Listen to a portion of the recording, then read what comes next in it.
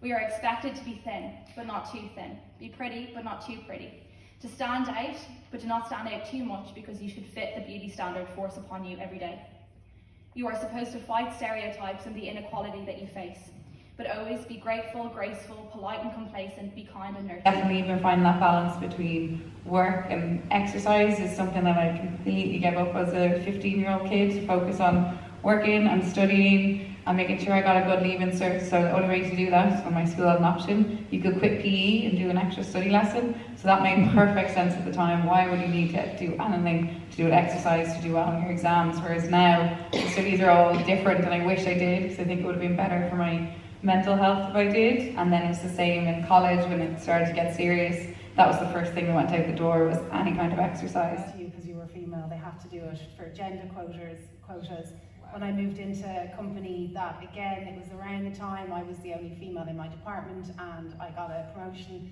And there was just always that rumbling of, is it because you're good enough, or is it because you're getting it because of being female? And it's quite hard mentally to kind of gear yourself up and kind of keep yourself saying, no, you got it, you deserved it, you got it because of your grades, you got it because of your ability, when there's always that kind of little bit of, oh, the noise. Exactly, the noise around it. I'm moving quite closely to failure at the moment, because we're just maybe just over a month ago now, we lost in a shootout, and because we lost, it meant that we don't get a place in the Paris Olympics. And you know, you spend 4 years basically working for that. It's a 4-year cycle, and you sacrifice a lot.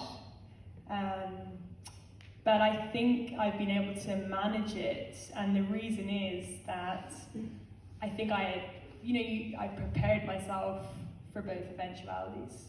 Are you mentally very strong, obviously? No, I wouldn't say so. I mean, I think, like, at times, I think I've had to learn that. But you were devastated. I was devastated, certainly. But I think understanding when you invest in something, that you're always taking a risk.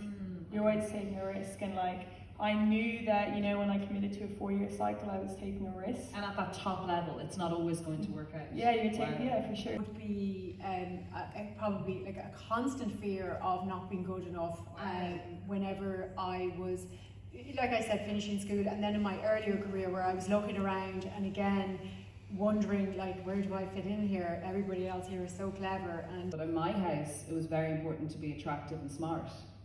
Sounds horrendous, sounds toxic, but this was kind of what you grew up with. There's 3 girls. Look well, mind yourself, keep yourself groomed, keep yourself looking really, but be really smart too.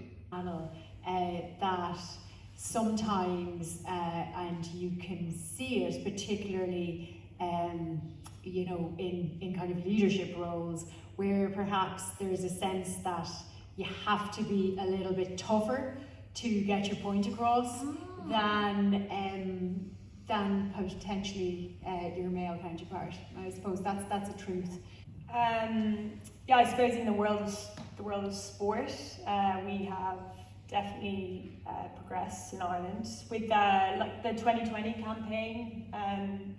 The can't see can be thing. It's made a huge difference, and it's been amazing to kind of see that happen and see that progress. I suppose, from where I stand, one of the things that's always kind of like driven me, and probably driven the other girls in my team, is we gym out of UCD in the high performance gym, and every day, like, we're there in the gym as we were amateur and now we're semi-professional, and we see the Leinster rugby players with their like one-on-one running sessions, knowing that they're getting like 100k, and we're out in the gym before them, and then we're going to our jobs, and then we're training again that night.